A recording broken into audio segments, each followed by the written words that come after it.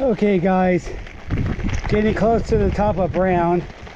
Wanted to show you this section and talk more about hardtails and kind of give you a perspective of why I think hardtails have evolved to this point where they seem insignificant when you go to most bike shops, or they seem like a entry-level bike. And let me talk to you about it from this perspective. Hardtails are going to cost you less.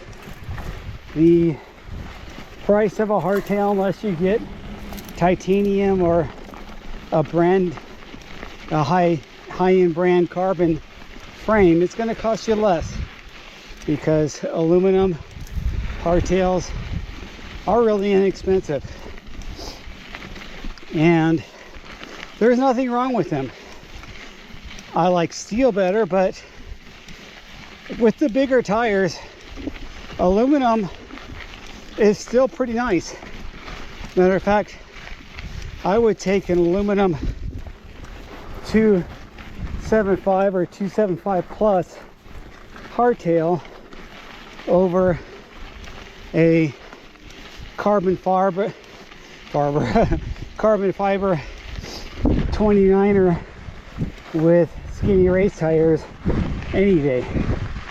And the reason is that those bigger tires really add to the nice compliant feel, and it doesn't matter that you're on a stiff aluminum frame as opposed to a lighter carbon frame. Plus, carbon is really stiff. Most people tell you if they have carbon wheels, they notice that when they switch from their aluminum wheels to the carbon wheels, how much stiffer they were. And there's advantages to stiffness. When you pedal, you get that immediate response. When you go into corners, it's going to be more precise. Do I notice that? Not at my level, but I think some racers that are real fine-tuning it and notice the difference between cush core and tubes and tubeless, and they have their specific air pressure and tire and rim combo that works best for them. They probably notice it, but for me, wider is better. Wider feels better to me. Wider rims, I mean. Aluminum rims feel better for me 95% of the time. I do have a few carbon wheel sets, and I'm happy to say that I chose wisely with those. They are on the softer side of carbon, and I did that with intention. But my frames, as you know, are steel, and compared to my older aluminum frames, my steel frames feel better. And that's just me with my years of riding and what I feel works out better.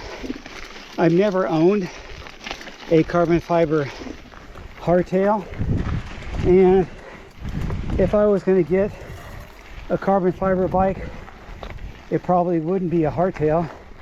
It would probably be a full suspension. But as you know my feelings in part one, I think hardtails are just where I landed, and they work out for me 90% of the time.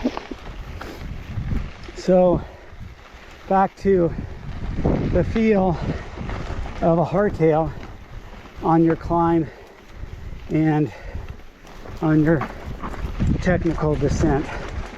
When you are going on techie sections on hardtail, you are definitely going to have to be in tune with your bike more.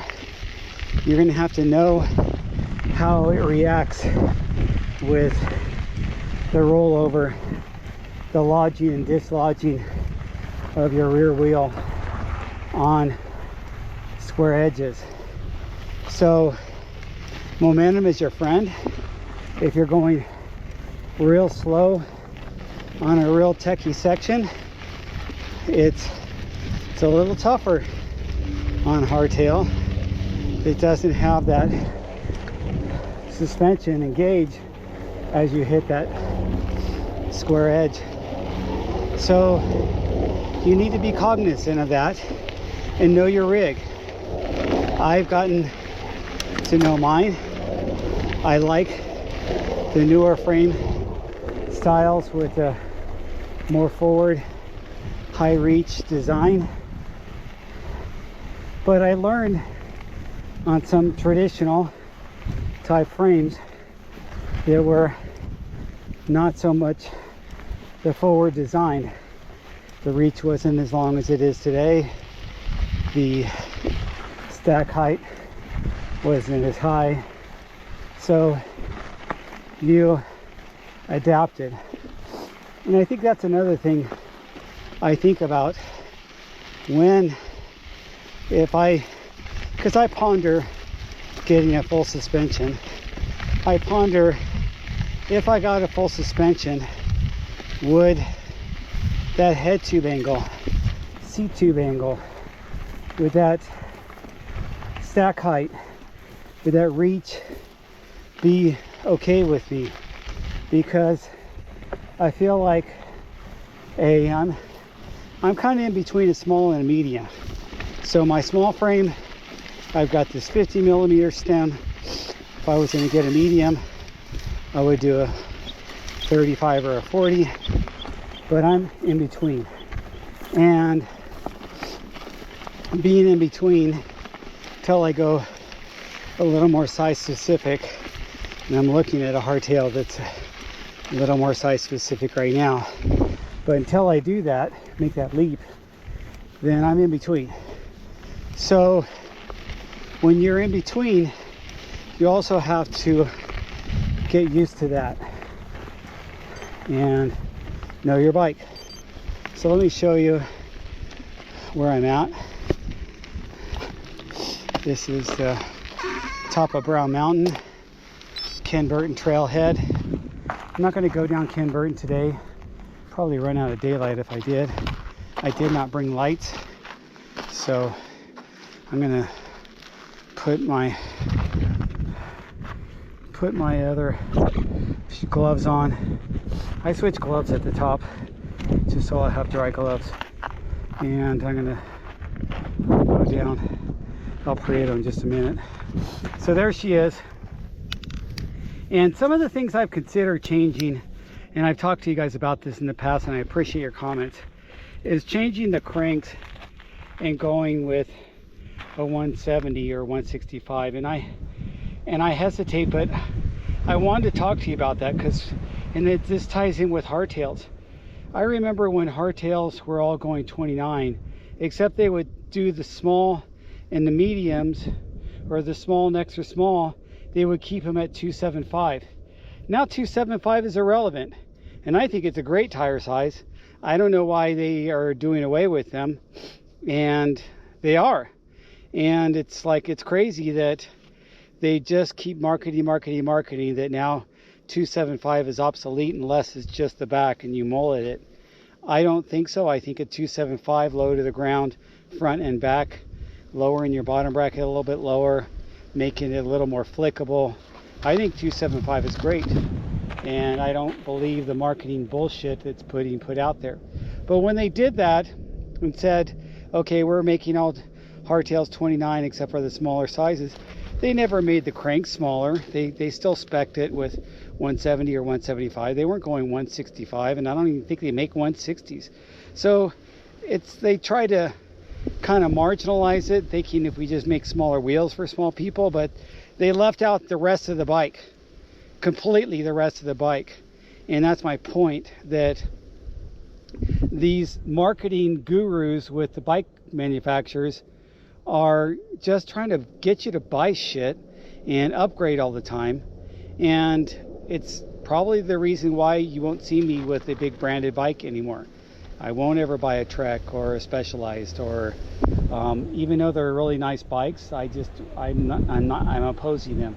Marin, I kind of like Marin because they do steel, and Surly and Salsa, those are big manufacturers, they do steel also. But I feel like those big bike manufacturers have just been marketing to the masses, and if I buy any of those brands like that, I would buy it on a blowout and I would not pay retail.